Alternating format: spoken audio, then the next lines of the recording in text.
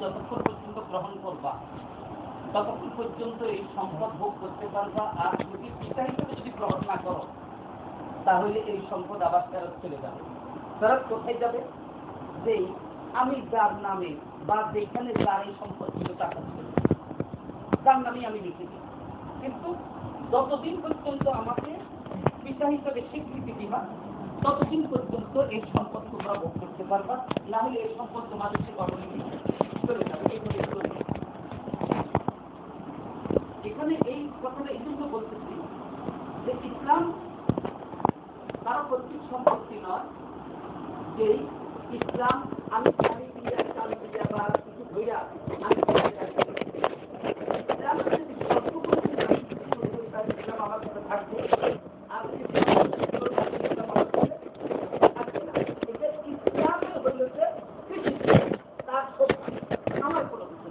আমার কাছে যদি রাখতে চাই তাহলে ইসলাম যে শর্তগুলো চায়, যে জিনিসটা আমার কাছে চায়, তাহলে আমি সেই জিনিসগুলো যদি পালন করি ইসলাম কিন্তু আমার কাছে থাকবে।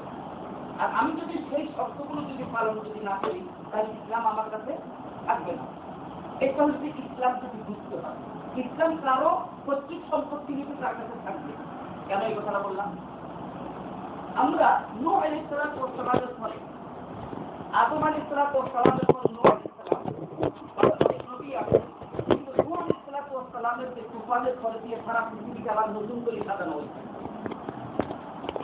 ওর পরের থেকে আবার যে প্রজন্ম শুরু হয়েছে তখন থেকে নূহ আলাইহিস সালামকে নবীদের ভাষায় দ্বিতীয় আদম বলা হয়।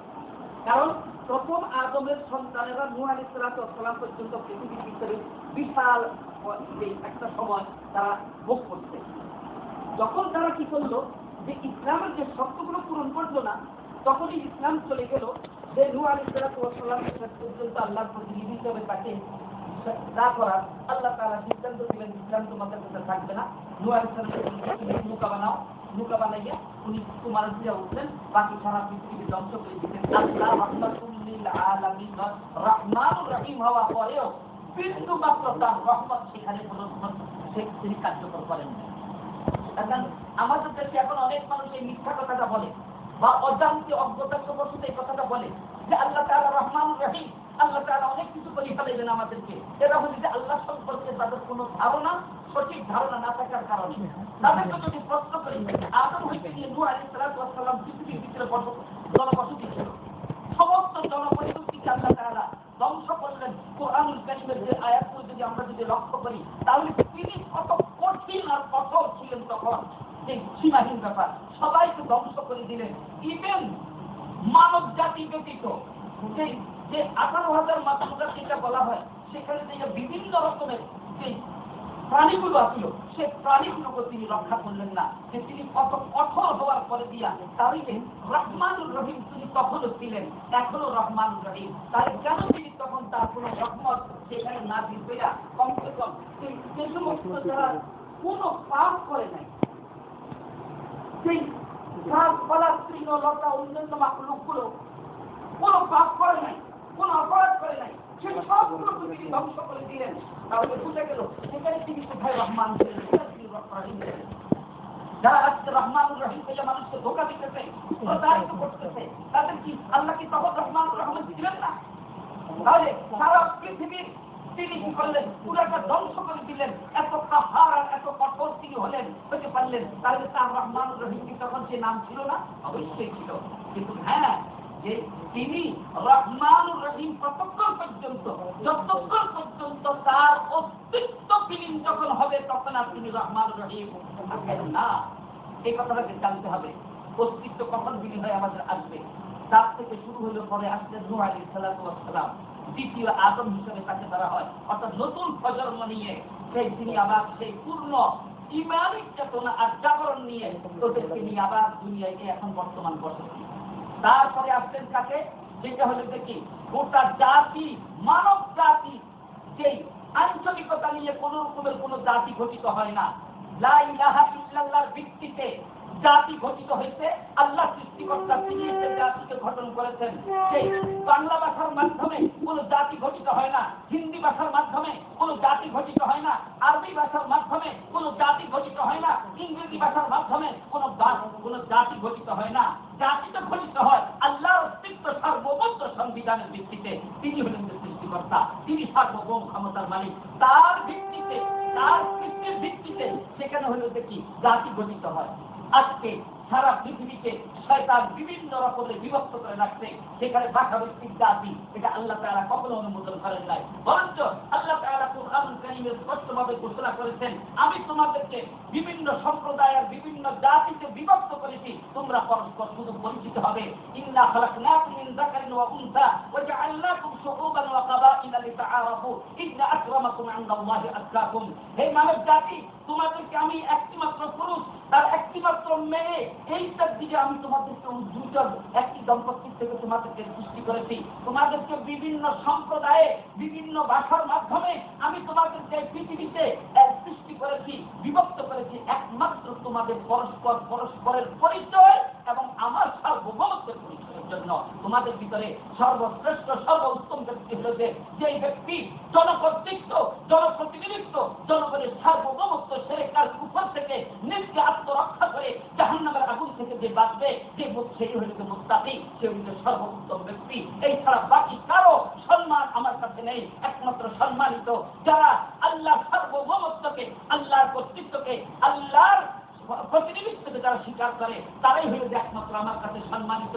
আর যারা জনপ্রতিনিধিত্ব, জনগণের কর্তৃত্ব, জনগণের সার্বভৌমত্বের সেরেকার কুফর করে, তাদের জাহান্নামে তারা ইন্ধন হবে, তারা আমার কাছে সম্মানিত নয়, শয়তানের কাছে তারা সম্মানিত। ফলে দেয়া আল্লাহ তাআলা সেই নূহ আলাইহিস সালাতু ওয়াস সালামের পরে গোটা জাতির পিতা হিসাবে ইব্রাহিম আলাইহিস সালাতু ওয়াস সালামকে তিনি নবী হিসাবে মনোনীত করে এই পৃথিবীতে তিনি প্রেরণ করেন। সেখানে দেয়া সেই ইব্রাহিম আলাইহিস সালাতু ওয়াস সালামের দুই স্ত্রী ছিল।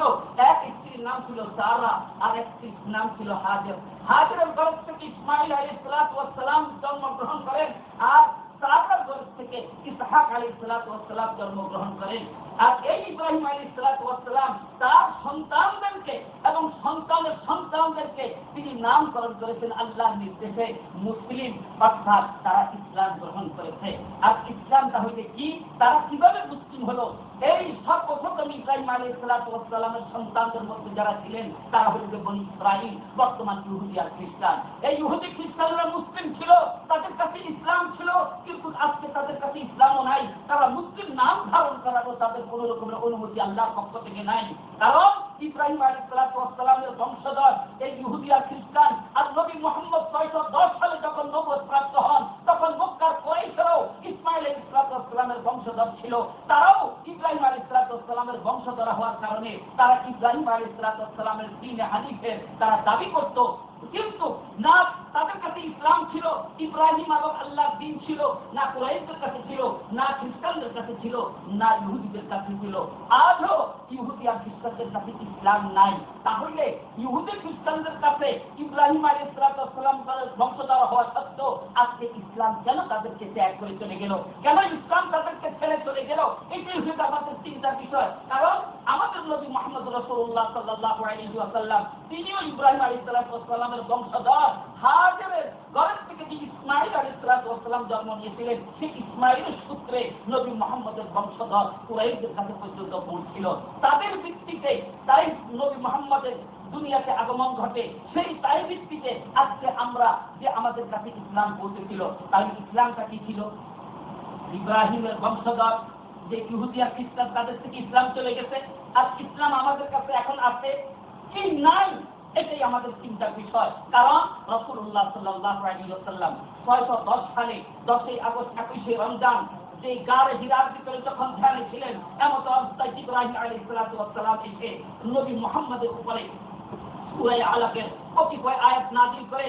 তখন এই আয়াতগুলো নাযিল করার প্রমাণ হল যে নবী মুহাম্মদ ওহী কর্তৃক নিয়ন্ত্রিত এবং নবুয়ত প্রাপ্ত হলেন তিনি। সেই নবুয়ত প্রাপ্ত মুহাম্মদ তখন ইসলাম নিয়ে আসেন। তাহলে সেই ইসলাম নিয়ে আসার পরে নবী মুহাম্মদ দীর্ঘ 4 বছর যে ইসলামের দাওয়াত দিলেন, সেই ইসলামটা কি ছিল? এবং নবী মুহাম্মদ তারপরে মদিনাতে গেলেন। 622 সালে তিনি হিজরত করেন। হিজরত করে মদিনাতে যান। মদিনাতে যাওয়ার পরে তিনি দীর্ঘ 10 বছর আল্লাহর কর্তৃত্ব পরিচালনা করেছেন।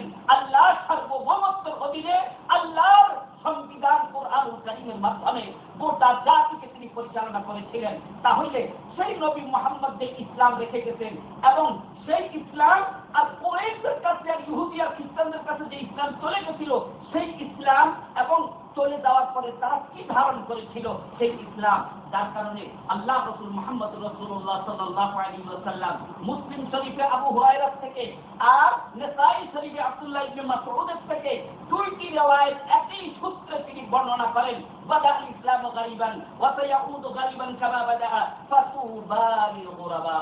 ইসলাম যেই রকম যে অপরিচিত অবস্থায় তার সূচনা হয়েছিল অর্থাৎ জাহিলিয়াতের যুগে, আবার পুনরায় সেই ইসলাম তার জাহিলিয়াতের যুগে ফেরত চলে যাবে। অর্থাৎ যেরকম ইসলামকে আমি নিয়ে এসেছি আবার পুনরায় এই যারা ইসলামকে এখন ধারণ করছে পর্যায় কবে একটা পর্যায়ে পৌঁছবে তখন তাদের কাছে আর ইসলাম থাকবে না। যেরকম ইহুদিদেরকে ছেড়ে ইসলাম ত্যাগ করে চলে গেছে, খ্রিস্টানদেরকে ছেড়ে ইসলাম ত্যাগ করে চলে গেছে, তখন আমার যে উম্মত এই উম্মতকে ত্যাগ করে ইসলাম চলে যাবে, পুনরায় আবার জাহিলিয়াত প্রতিষ্ঠিত হবে। তাহলে সেই জাহিলিয়াত কি? ইসলামকে যদি বুঝতে হয় তাহলে অবশ্যই অবশ্যই জাহিলিয়াতের দাবি, জাহিলিয়াতের প্রতি আহ্বান বুঝতে হবে। ইসলাম বুঝতে হলে ইসলামকে জানতে হবে, ইসলামের দাবিকে জানতে হবে, ইসলামের প্রতি যে আহ্বান সে আহ্বানকে জানতে হবে। এই জন্যই আজকে আমাদের এইখানে এই সমবেত হওয়া, একসাথে হওয়া, একত্রিত হওয়া। আমরা আজকে যে ইসলাম আমাদের কাছে আছে কি না, নাকি ইহুদিদের মতো খ্রিস্টানদের মতো কুরাইশদের মতো জোর করে আমরা ইসলামকে ধরে রাখা যে অনিসলামকে ইসলাম বানাইয়া জোর করে নিজেরা মুসলিম দাবি করতেছি আর ইসলামকে আমরা খুব শক্ত হাতে ধরে রাখছি, অথচ ইসলাম পেতেছে আমি তোমাদের কাছে নাই, অনেক আগেই তোমাদেরকে ছেড়ে চলে। ফলে আল্লাহ রাসূল সেই জাহিলিয়াতের যুগে ইসলামের সূচনা হয়েছিল, সেই জাহিলিয়াতে কখনো ইসলাম পরিচিত থাকে না, অপরিচিত হয়ে যায়। কারণ সমাজের অবস্থাটাই এমন হয় তখন সব কিছু অপরিচিত হয়ে পড়ে। হযরত আলী রাদিয়াল্লাহু তাআলা আনহু একটি হাদিসের উদ্ধৃতি দিয়ে জাহিলিয়াতের চিত্রকে আল্লাহ রাসূল তুলে ধরেছেন।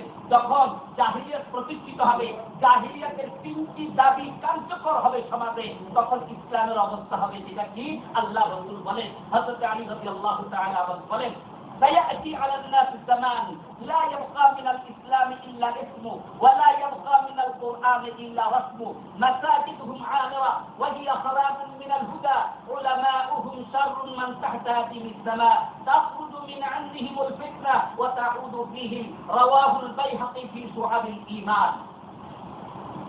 হযরত আলী বলেন আল্লাহ রাসূল বলেছেন মানুষের কাছে একটি সময় আসবে সেখানে আর উম্মত বলতো তিনি ষাট পর্যন্ত এটা দুঃসহ করলেন আল্লাহ রাসূল, উম্মত বলেন নাই যে মানুষের কাছে একটি সময় আসবে তখন ইসলাম তার নাম ছাড়া আর কোনো কিছুই থাকবে না।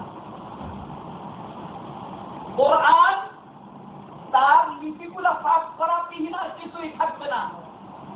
মাদ্রাসাগুলোর ভিতরে দ্বীনের খেদমত করতেছে হুজুরেরা, কোরআন শিক্ষা দিতেছে। কি শিক্ষা দিতেছে? আলিফ বা তা সা আলহামদুলিল্লাহি রাব্বিল আলামিন। প্রশংসা কার? রব কারে কয়? নাই। রুবুবিয়্যাত অর্থাৎ আল্লাহর কর্তৃত্ব সম্পর্কে কোনো আলোচনা নাই। আলামিন গোটা পৃথিবী নয় আকাশ জমিনের কর্তৃত্বের মালিক আল্লাহ, সেই রুবুবিয়্যাতের কোনো আলোচনা নাই। কোরআন শিক্ষা দিতেছে। আল্লাহ শব্দ উচ্চারণ করার সাথে সাথে চারটি ক্ষমতা মাথায় রাখতে হবে। যেমন যে একটি মানুষ শুধু ফ্যাক্টরি করতেছে, ফ্যাক্টরি আমার চোখে দেখা, আপনার চোখে দেখা, সাথে সাথে দেলোয়ার ভাই ফ্যাক্টরি যারা জানে, দেলোয়ার ভাই বলার সাথে সাথে ওনার ফ্যাক্টরি উচ্চারণ করার সাথে সাথে মাথায় আসবে দেলোয়ার ভাই ফ্যাক্টরিতে এতগুলো মেশিন আছে, কম্পিউটার মেশিন আছে, এই মাল বা অনেক কিসিমের মাল, অনেক আইটেমের মাল সেখানে তৈরি হয়। দেলোয়ার ভাই শব্দটি উচ্চারণ করার সাথে সাথে মাথার ভিতরে এটা আসবে, কারণ দেলোয়ার ভাই সম্পর্কে তার জীবনের কর্ম সম্পর্কে আপনার জানা আছে। তদ্রূপ আল্লাহ তার শব্দটি উচ্চারণ করার সাথে সাথে আল্লাহর কি কি ক্ষমতা, সেটা আল্লাহর কি কি কর্তৃত্ব, আল্লাহর কর্ম কি, সেটা মাথার ভিতরে না আসলে আল্লাহর পরিচয়টা আপনার কাছে স্পষ্ট হলো না। আপনি শুধু আল্লাহ আল্লাহ করতেছেন। ইহুদিরা এখনো আরব দেশে আল্লাহ বলে, খ্রিস্টানরা এখনো আল্লাহ বলে, তাই বলি কি ইহুদি আর খ্রিস্টান মুসলিম? কখনো হতে পারে না। আরব দেশের মানুষগুলো বর্তমানে রাজতন্ত্র অন্যান্য তন্ত্র করে, তারাও আল্লাহ বলে, তাই বলি কি তারা সবাই মুসলিম? হইতে পারে না। বাংলাদেশের মানুষ বিভিন্ন দলে বিভক্ত হয়ে গেছে, কেউ আল্লাহ ক্ষমতা সম্পর্কে জানে না, বরঞ্চ বাংলাদেশের প্রতিটি দল আল্লাহর তিনটি ক্ষমতাকে দখল করে বসার পর আল্লাহ আল্লাহ করতেছে। কারণ অজ্ঞতা, তার মূর্খতা, জাহেলিয়ত তার উপরে প্রতিষ্ঠিত। আল্লাহ শব্দ উচ্চারণ করার সাথে সাথে আল্লাহর কি ক্ষমতা, কি কর্ম কিছুই জানে না। আর হুজুরে বুঝাই রাখছে আল্লাহর জিকির কর, আল্লাহ আল্লাহ চিল্লাইতে চিল্লাইতে লা ইলাহা ইল্লাল্লাহ। সে জানে না লা ইলাহা ইল্লাল্লাহর অর্থ কি, সে জানে না এই কালিমার অর্থ কি, এই কালিমার ওয়েট কত, এই কালিমার ওজন কত, এই কালিমার সম্পর্কে কতটুকু তার জানা দরকার ছিল, যেটা আল্লাহ এবং আল্লাহ রাসূল ফরজ করেছিলেন। নবী এসে বলছেন তালাবুল ইলমি ফারিদাতুন আলা কুল্লি মুসলিম ওয়া মুসলিমা। প্রত্যেক মুসলিম নর-নারীর উপরে ইলম জ্ঞান অর্জন করা ফরজ করা হয়েছে। সেটা কোন জ্ঞান? সেটা হলো যে সর্বপ্রথম আল্লাহর পরিচয়, আল্লাহর পরিচয়ের জ্ঞান, আল্লাহর পরিচয়ের জন্য যে ইলম আল্লাহ তাআলা ফরজ করতেন। নবী মুহাম্মদকে বলতেন সূরা মুহাম্মদের 19 নম্বর আয়াতে ফা'লাম আন্নাহু লা ইলাহা ইল্লাল্লাহ। হে মুহাম্মদ, তুমি জ্ঞান অর্জন করো লা ইলাহা ইল্লাল্লাহ, লা ইলাহা ইল্লাল্লাহ জ্ঞান অর্জন করো। নবীকে আল্লাহ তাআলা নির্দেশ দিয়েছেন। আজকে সারা কোরআন পড়ার পরে দিয়া, কোরআন মুখস্থ করার পরে দিয়া, বিভিন্ন রকমের বিভিন্ন ভাষায় আজকে কোরআনের তাফসীর করার পরেও লা ইলাহা ইল্লাল্লাহর জ্ঞান শিখায় না। আল্লাহ সম্পর্কে কোনো জ্ঞান আজকে শেখানো হয় না। শুধু আল্লাহ সব ক্ষমতার মালিক। এক কথায় পূজ্য একটা, অনির্দিষ্ট একটা জিনিস, সুনির্দিষ্ট কয়টা ক্ষমতার মালিক, যার কারণে শয়তান আল্লাহর তিনটি ক্ষমতা দখল করে বসে আছে। সবাই শয়তানকে সমর্থন করতেছে, আল্লাহর পক্ষে কেউ কথা বললো তারে বিতাড়িত করতেছে, তাকে মারধর করতেছে।